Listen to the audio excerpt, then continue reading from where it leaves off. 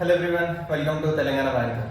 So నిన్న వీడియోలో నేను చెప్పిన కరెంట్ అఫైర్స్ కానీ లేదా కంప్యూటర్ అవేర్నెస్ కానీ దాని గురించి ఏ టాపిక్స్ ఎక్కువ ప్రిఫరెన్స్ ఇస్తారు అండ్ ఏ టాపిక్స్ మనం ప్రిపేర్డ్ అయి ఉండాలి అన్న దాని గురించి వీడియో చేస్తా అని. సో దాని గురించే వీడియో. మెయిన్గా మన లోపల కంప్యూటర్ అవేర్నెస్ ఏం చదవాలి అన్నది ఐడియా ఉండదు. ఆ సబ్జెక్ట్ మనం చిన్నప్పటి నుంచి నేర్చుకుంటున్నా, దానిలో ఏం రివైజ్ చేసుకోవాలి, ఏమేమి టాపిక్స్ ఇంపార్టెంట్ అన్నది మనకు పెద్ద ఐడియా ఉండదు. ఎందుకంటే మనం అన్ని ఐబీపీఎస్ పీఓ కానీ క్లర్క్ కానీ ఎస్బీఐ కానీ దేనిలో కూడా కంప్యూటర్ అవేర్నెస్ గురించి అంత క్వశ్చన్స్ అడగరు సపరేట్గా, కాబట్టి మనం ప్రిపేర్ కాలేదు. సో కంప్యూటర్ అవేర్నెస్లో ఏమేమి టాపిక్స్ ఇంపార్టెంట్, ఏమేమి మనం కవర్ చేయాలో మెయిన్ చెప్తాయి ఈరోజు. ఫస్ట్ థింగ్,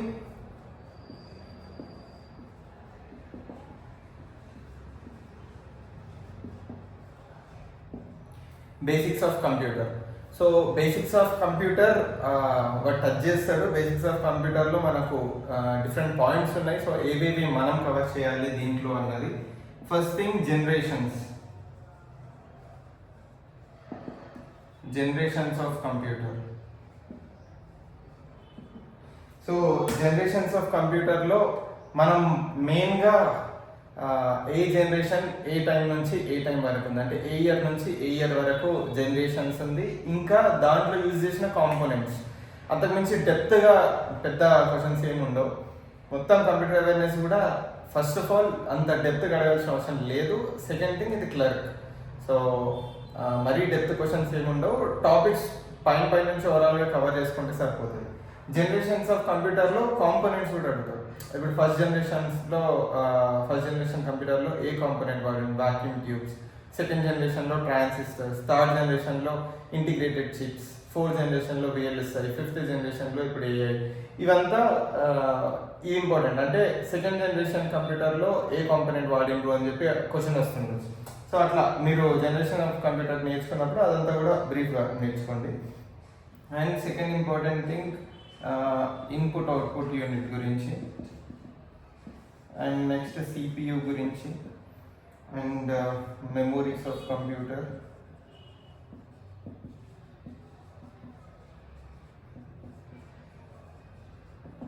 ఇంకా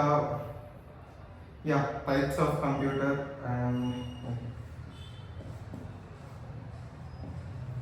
types of computer and also types of software. Types of softwares కూడా చూసుకోండి. అండ్ నెక్స్ట్ థింగ్, కొన్ని టర్మ్స్ ఉంటాయి లైక్ అసెంబ్లర్ అంటే ఏంటి, నెక్స్ట్ ఇంటర్ప్రిటర్ అంటే ఏంటి, నెక్స్ట్ కంపైలర్ అంటే ఏంటి. సో ఇట్లా ఇవి కూడా టచ్ చేస్తారు. ఇవంతా మనకు బేసిక్స్ ఆఫ్ కంప్యూటర్లోనే వస్తుంది. సో బేసిక్స్ ఆఫ్ కంప్యూటర్ నార్మల్గా ఒకవేళ మీకు ఏదైనా వీడియోస్, నేను చెప్పినట్టు కంప్యూటర్ అవేర్నెస్ వీడియోస్ చూస్తారు కదా, అందులో ఒకవేళ బేసిక్స్ ఆఫ్ కంప్యూటర్లో ఏదైనా టాపిక్ కవర్ కాలేదు అంటే మీరు సపరేట్గా ఆ టాపిక్ గురించి గూగుల్లో కొట్టిన మ్యాటర్ వస్తుంది, లేదు యూట్యూబ్లో దాని గురించి సపరేట్గా కొట్టినా కూడా దాని గురించి మ్యాటర్ వస్తుంది. సో అది కూడా నేర్చుకొని వెళ్ళొచ్చు. సో ఇది basics of computer.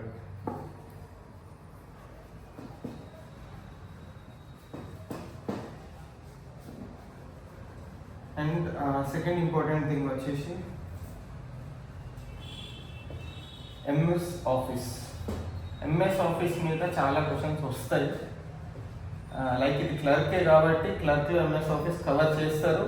Like MS XL కానీ పవర్ పాయింట్లో కానీ బేసిక్ క్వశ్చన్సే ఉంటాయి ఏమున్నా కూడా. అండ్ ఏవైతే క్వశ్చన్స్ ఉంటాయో అవి వాటి గురించి సెకండ్ థింగ్, MS ఆఫీస్ ఏవైతే క్వశ్చన్స్ ఉంటాయో వాటిలో ఇన్డెప్త్గా అడగాల్సిన అవసరం లేదు అండి. బేసిక్గా మనం కూడా ఒక్కసారి మనం జాబ్లోకి ఎక్కిన తర్వాత అంత ఇన్డెప్త్గా వాటి గురించి నేర్చుకోవాల్సిన అవసరం అంటే యూజ్ కూడా అంత డెప్త్ ఉండదు కాబట్టి జస్ట్ ఐడియా కోసం. కాబట్టి ఎక్కువ డెప్త్కి వెళ్ళకండి. బట్ ఎంఎస్ ఆఫీస్లో ఎంఎస్ వర్డ్ కానీ ఎక్సెల్ కానీ, ఎక్సెల్ గురించి ఎక్కువ క్వశ్చన్స్ వచ్చే ఛాన్స్ ఉంటుంది. ఎందుకంటే దానిలో షార్ట్ కట్స్ గురించి కానీ, ఎక్సెల్ షీట్ కానీ, లేకపోతే డిఫరెంట్ ఇప్పుడు ఎంఎస్ ఎక్సెల్లో వాడు ఏదన్నా అడగవచ్చు. ఏది అడిగినా కూడా బేసిక్స్ మించి మరీ డెప్త్కి వెళ్ళాలి. ఇప్పుడు వీ లుక్అప్, హెచ్ లుక్అప్ అంత డెప్త్కి పోకపోవచ్చు. కాకపోతే ఎంఎస్ ఎక్సెల్లో షార్ట్ కట్స్ ఏముంటాయి అండ్ మనం ఇంతకుముందు చాలా క్వశ్చన్స్ చూసినాం అట్లా.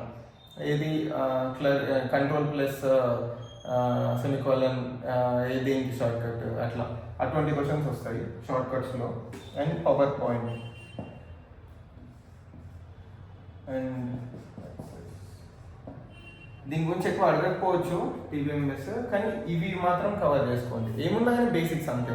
వాటి గురించి ఎంఎస్ ఆఫీస్ ఒకవేళ మీకు కంప్యూటర్ అవేర్నెస్లో మీకు ఇవి తగలేకపోతే మీరు చదివిన వీడియోస్లో, చూసిన వీడియోస్లో, యూట్యూబ్లో మీరు ఎంఎస్ ఆఫీస్ అని చెప్పి కొట్టండి. రిగార్డింగ్ టు బ్యాంకింగ్ అన్నా కానీ ఏమేమి కావాలో ఆ టెర్మినాలజీ ఏమేమి కావాలో అంతా వస్తాయి. సో ఇది ఒకటి ఇంపార్టెంట్ థింగ్.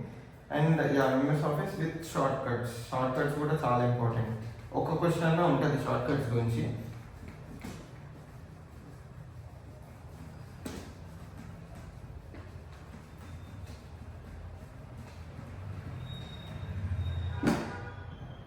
అండ్ లాజిక్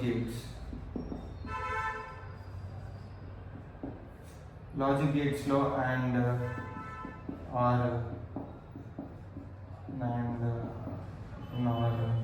వీటి గురించి, ఇంకా నెంబర్ సిస్టమ్,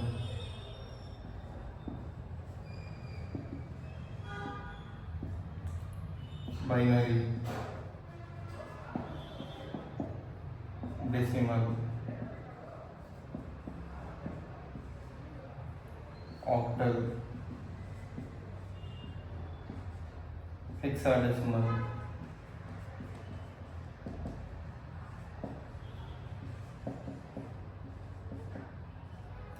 ఇందులో మనకు ఆల్ఫాబెట్స్ కూడా కవర్ అవుతాయి.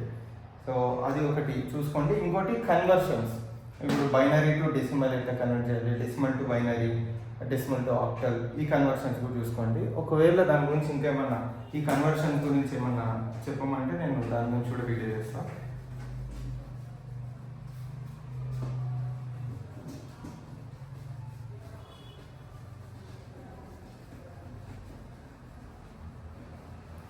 అండ్ నెక్స్ట్ ఇంపార్టెంట్ థింగ్ వచ్చేసి టైప్స్ ఆఫ్ నెట్వర్క్స్.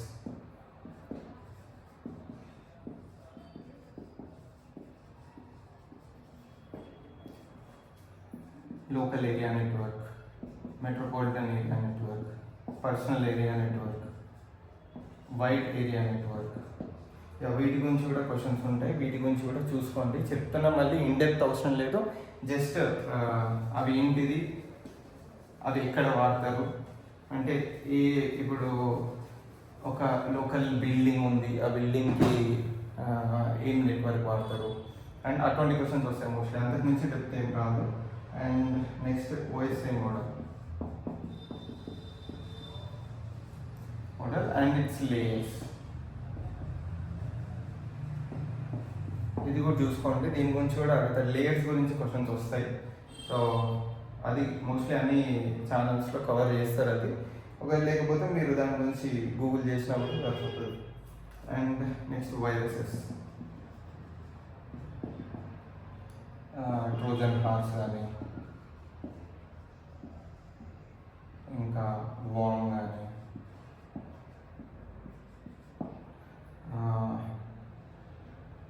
ఇంకా ఇంకేమున్నాయి, cyber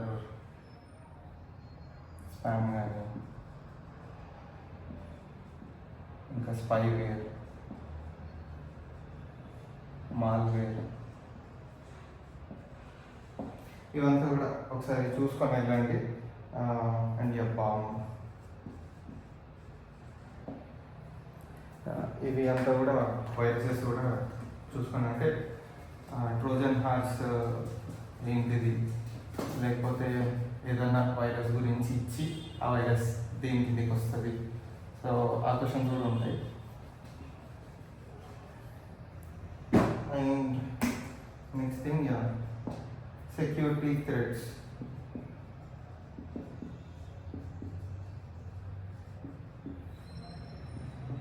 Like phishing, identity theft.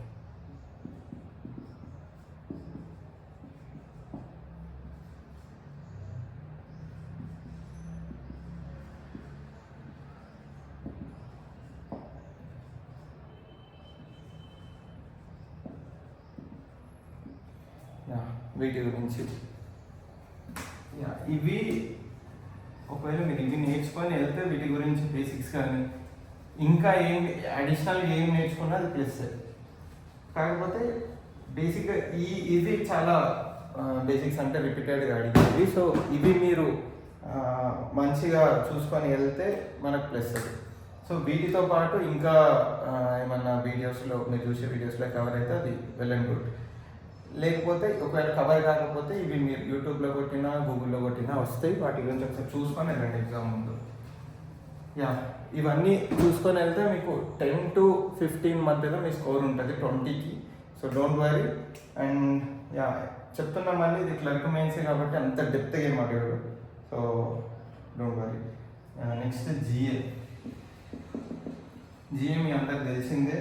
దీంట్లో మెయిన్గా current affairs, last 4 to 6 months current affairs, వాటి నుంచే హాఫ్ ఆఫ్ ద పేపర్ ఉంటుంది. First and foremost important thing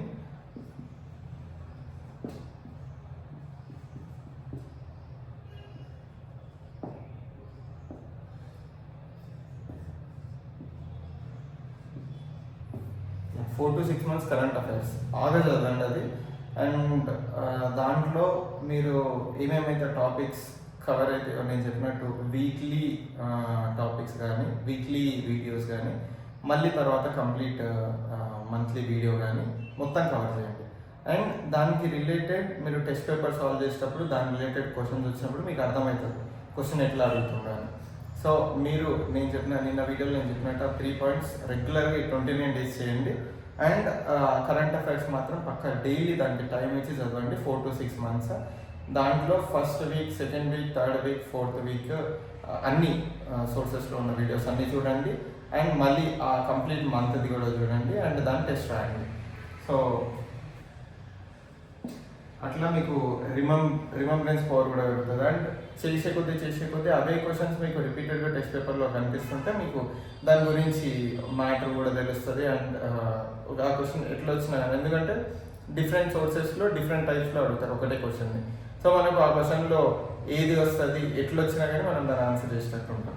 కాబట్టి కరెంట్ అఫైర్స్ మాత్రం పక్కా చదవండి. మనం లాస్ట్ ఎగ్జామ్స్కి అనుకున్నట్టు ఐబిపిఎస్పిఓ కానీ ఇట్లా కానీ ఎస్బీఐ కానీ వాటిలో అడగలేదు లాస్ట్ 4 months పర్టికులర్గా, కాబట్టి మనం వదిలేస్తాం. ఆర్ఆర్బిపిఓకి చాలామంది చేసింది అదే, కాకపోతే ఆర్ఆర్బిపిఓకి లాస్ట్ 4 months అడిగిండు. సో అక్టోబర్ నుంచి క్వశ్చన్స్ ఉన్నాయి వాళ్ళు. సో ఈసారి ఆర్ఆర్బి పిఓకి వచ్చిందంటే క్లర్క్ వచ్చేవి కూడా హై ఛాన్సెస్ ఉన్నాయి. కాబట్టి మీరు కరెంట్ అఫైర్స్ మీద బాగా కాన్సన్ట్రేట్ చేయండి. And second thing RBI policies.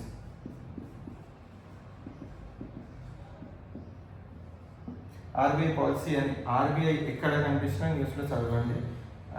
2025 గురించి 2025. And next thing NABARD, SIDBI,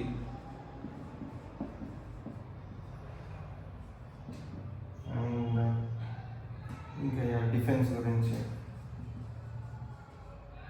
defence and space missions.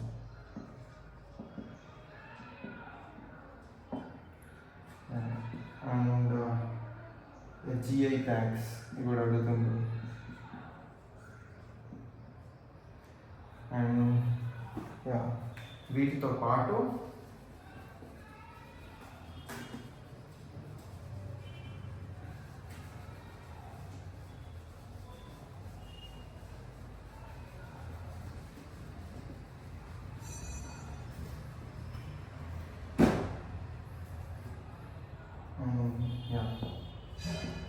Awards,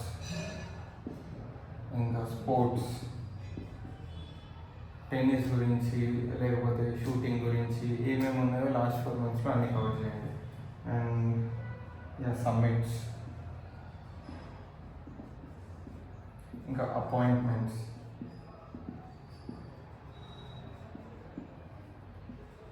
next PM ఏం కనిపించినా కానీ జన్ధన్ యోజన దాని గురించి న్యూస్లో ఏముంది, ఇప్పుడు ఈ రీసెంట్ టైమ్స్లో అది న్యూస్లోకి ఎందుకు వచ్చింది, అటువంటివి ఏమైనా ఉంటే కరెంట్ అఫైర్స్ రిలేటెడ్ కాబట్టి దాని గురించి చదువుకోండి. పిఎం జన్ధన్ యోజన కానీ పిఎం ముద్ర,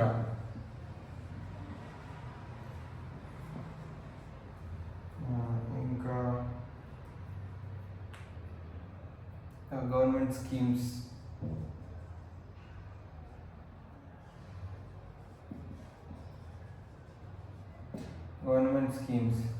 ఇది చాలా ఇంపార్టెంట్. గవర్నమెంట్ స్కీమ్స్ అన్నీ రీసెంట్ టైమ్స్ ఏముందో 2025లో అన్నీ కవర్ చేయండి. అండ్ ఇంకా ఐఎంఎఫ్, వరల్డ్ బ్యాంక్, ఇంకా బ్రిక్స్, G20 ఇవి ఎక్కడ కండక్ట్ చేసిండ్రు, హోస్ట్ నేషన్ ఏది, నెక్స్ట్ ఇయర్ హోస్ట్ నేషన్ ఏది, అవంతా కూడా చూసుకోండి. అండ్ వీటిలో మోస్ట్లీ కరెంట్ అఫైర్స్ మీరు బాగా 4 months చదివితే మీకు 15 to 20 marks అక్కడనే కవర్ అవుతాయి. సో అది కాకుండా మీకు అడిషనల్ ఏమొచ్చినా కూడా ఇప్పుడు చెప్పిన పాయింట్స్ ఇవన్నీ నేర్చుకుంటే మీకు క్లర్కే కాబట్టి పెద్ద డెప్త్గా అడగరు. ఒకవేళ అడిగినా కూడా అందరికి అదే పేపర్ కాబట్టి ఇట్స్ ఫైన్. టెన్షన్ ఏం పడకండి. మనం వేసుకున్న సేఫ్ స్కోర్కి ఎస్టిమేషన్లో మనకు current in the sense GA 10+ వస్తే సరిపోతుంది. అండ్ ఇప్పుడు మనం ఏదైతే చెప్పినామో టాపిక్స్ వాటితోన 10+ ఈజీగా స్కోర్ చేసుకోవచ్చు. అండ్ ఇంకా అడిషనల్ కూడా ఒక 15 to 20 marks మధ్యలో కూడా వచ్చే ఛాన్స్ ఉంది ఇవన్నీ టాపిక్స్ కవర్ చేసి, ఎందుకంటే ఇవి రిపీటెడ్గా వచ్చే టాపిక్స్. అండ్ ఇవి కాకుండా ఇంకా ఏది రీజనింగ్లో మనకు తెలుసు పజిల్ అండ్ సీటింగ్ అరేంజ్మెంట్స్కి నియర్లీ 25 questions, అంటే 5 ఈచ్ 25 questions అక్కడనే కవర్ అవుతాయి పజిల్ అండ్ సీటింగ్ అరేంజ్మెంట్స్లో. అండ్ ఇంకా మిస్లేనియస్ 3 to 5 వస్తాయి. లేదు ఇంకా అంటే సిలాయిజమ్స్ ఈసారి అడుగుతారు. ఒకవేళ ఇన్ డెప్త్ అడగకపోయినా కూడా సిలాయిజమ్స్ టచ్ చేయని పేపర్స్ కూడా ఉంటాయి. కాకపోతే మనం సిలాయిజమ్స్ అయితే చదువుకొని ఉండాలి. వచ్చిందంటే వీ క్యాన్ స్కోర్ కాబట్టి దాని పెద్ద టైం కూడా తీసుకోలేదు కాబట్టి స్కోరింగ్ కాబట్టి we have to learn. 3 to 5 questions సిలాయిజమ్స్ ఉంటాయి. And order and ranking 4 to 5 questions. Directions and distance 3 to 5 questions. And input output రాదు, 99% రాదు. ఒకవేళ 1% వచ్చినా కూడా మరీ డెప్త్ క్రిటికల్ అయితే ఉండదు, ఈజీనే ఉంటుంది. డిఫికల్టీ లెవెల్ అది మనం చేసుకోవచ్చు. సో ఇన్పుట్ అవుట్పుట్ అట్లా కంప్లీట్ వదిలేయకండి, జస్ట్ అది ఎట్లా చేయాలో చూసుకోండి సరిపోతుంది. అండ్ మీరు ఆల్రెడీ ఇంతవరకు చాలా చేశారు కాబట్టి అది నేర్చుకునే ఉంటారు. అండ్ మోస్ట్లీ POకి వచ్చింది కాబట్టి క్లర్క్కి రాకపోవచ్చు. ఒకవేళ 1% వచ్చినా కూడా మరీ డెప్త్ ఉండదు, ఈజీగానే చేసేది ఉంటుంది, టైం టేకింగ్ ఏం పట్టదు. And blood relations last time రాలేదు బ్లడ్ రిలేషన్, కాకపోతే ఈసారి వచ్చే ఛాన్స్ ఉంది. ఎందుకంటే అంతకుముందు 2-3 years వచ్చింది బ్లడ్ రిలేషన్ సారీ. సో ఈసారి వచ్చే ఛాన్స్ ఉంది. అండ్ కోడింగ్ డీకోడింగ్ కూడా 4 to 5 questions వచ్చే ఛాన్స్ ఉంది. అండ్ ఈ టాపిక్స్ నేర్చుకోండి చాలు. ఈ టాపిక్స్ మీరు ఎట్లా మీరు రిపీటెడ్ పేపర్స్ చేస్తున్నప్పుడు ఇవన్నీ టాపిక్స్ కవర్ అవుతాయి. అండ్ వాటిలో మోస్ట్లీ ఇవే టాపిక్స్ మళ్ళీ రిపీట్ అయ్యేది ఉంటుంది, కొత్తగా ఏం వచ్చేది ఉండదు. కాబట్టి వీటిలో మీరు ఇచ్చిన 30 minutesలో వీటన్నిటిని కవర్ చేసేటట్టు ప్రిపేర్డ్ అయి ఉండండి. నెక్స్ట్ ఇంగ్లీష్కి వస్తే రీడింగ్ కంప్రహెన్షన్ అది 10 to 12 రీడింగ్ కంప్రహెన్షన్ ఉంటుంది, 10 to 12 questions. And cloze test 5 to 8 questions cloze test ఉంటుంది. అండ్ ఎర్రర్ డిటెక్షన్, ఇంకా సెంటెన్స్ కరెక్షన్, సెంటెన్స్ రీఅరేంజ్మెంట్ మరీ డెప్త్ ఏమి ఉండదు, సింగిల్ లైన్ సెంటెన్స్ ఉంటాయి. అండ్ ఆప్షన్స్లో కూడా ABCDE, ADBEC ఆ టైప్ క్వశ్చన్స్ ఉంటాయి. కాబట్టి అది నేను 2 టైప్స్ చెప్పిన దానిలో ఇది ఫస్ట్ టైప్, ఇది ఈజీనే ఉంటుంది. అండ్ సినోనిమ్స్, యాంటోనిమ్స్, ఇంకా వర్డ్ యూసేజ్, మిస్స్పెల్డ్ వర్డ్స్, ఇవి ఇంగ్లీష్ ఉంటుంది. అండ్ పారాజంబుల్, ఫిల్లర్స్, ఇవంతా అంటే వాటిలో ఏది వచ్చినా కానీ మనం ఆల్రెడీ అన్ని చేసి ఉంటాం కాబట్టి ఫైన్, స్కోర్ చేసుకోవచ్చు. అండ్ యాప్టిట్యూడ్లో, క్వాంట్లో data interpretation half of the paper అదే ఉంటుంది, 20 క్వశ్చన్స్ అదే వస్తుంది. అండ్ అవి కాకుండా ఇంకా వేరేవి వచ్చేవి అర్థమెటిక్, 10 to 12 క్వశ్చన్స్ అర్థమెటిక్ ఉంటుంది. ఇంకా అప్రాక్సిమేషన్ అది 4 to 5 క్వశ్చన్స్ వస్తుంది. నెక్స్ట్ క్వాడ్రాటిక్ ఈక్వేషన్స్ అది కూడా 3 to 5 క్వశ్చన్స్ వస్తుంది. And missing number, wrong number కూడా 4 to 5 క్వశ్చన్స్ వస్తాయి. మిస్సింగ్ నెంబర్ అన్నా రావచ్చు, లేకపోతే రాంగ్ నెంబర్ అన్నా రావచ్చు. అండ్ వీటిలో అర్థమెటిక్ క్వశ్చన్స్ ఏవైతే ఉంటాయో అవి లాస్ట్ చేసే ట్రై చేయండి. అండ్ మీకు ఏవేవైతే స్టార్టింగ్ మీకు పేపర్ ఎక్కడ స్టార్ట్ అయినా నేను చెప్పినట్టు 40 క్వశ్చన్స్ ఫస్ట్ చూసేయాలి. ఎందుకంటే మనం స్టార్ట్ చేసి డిఐస్తో వెళ్ళిపోయి ఒక పాయింట్ వచ్చే వరకు ఏవైతే అప్రాక్సిమేషన్స్ ఈజీ ఉంటాయో అవి లాస్ట్లో ఉంటాయి, కానీ అవి చూడం, మనం అవి కవర్ చేయము. కాబట్టి అంత పేపర్ అంతా ఒకసారి చూడడం ఇంపార్టెంట్. అండ్ ఇవేవైతే మనకు మైండ్లో పెట్టుకోవాలి అప్రాక్సిమేషన్స్ ఉంటుంది, ఒకవేళ మనకు టచ్ కాకుండా వెనకలైన ఉంటుంది, క్వాడ్రాటిక్ ఈక్వేషన్స్ అయినా ఉంటాయి, కాబట్టి అవి కవర్ చేయాలన్నది ఇంపార్టెంట్. సో మీరు ఇట్లనే ప్రిపేర్ కండి. అండ్ ఈ టాపిక్స్ ఏవైతే చెప్పినో మీకు arithmetic, reasoning, quant reasoning and English మీకు ఎట్లా తెలుసు ఏవేవి అడుగుతాడో అవే రిపీటెడ్గా అడుగుతారు, అదే ప్యాటర్న్ ఉంటుంది. మీరు క్వశ్చన్స్ చేంజ్ అయితే అంతే. సో దాని గురించి మీరు పేపర్ సాల్వ్ చేస్తే సరిపోతుంది. అండ్ జిఏ ఇంకా సిఏ ఈ రెండు ఏవైతే టాపిక్స్ నేను చెప్పినో అవి పక్కా కవర్ చేసుకొని వెళ్ళండి. ఇంకేమైనా డౌట్స్ ఉంటే కమెంట్స్లో మెన్షన్ చేయండి. And please subscribe to Telangana banker.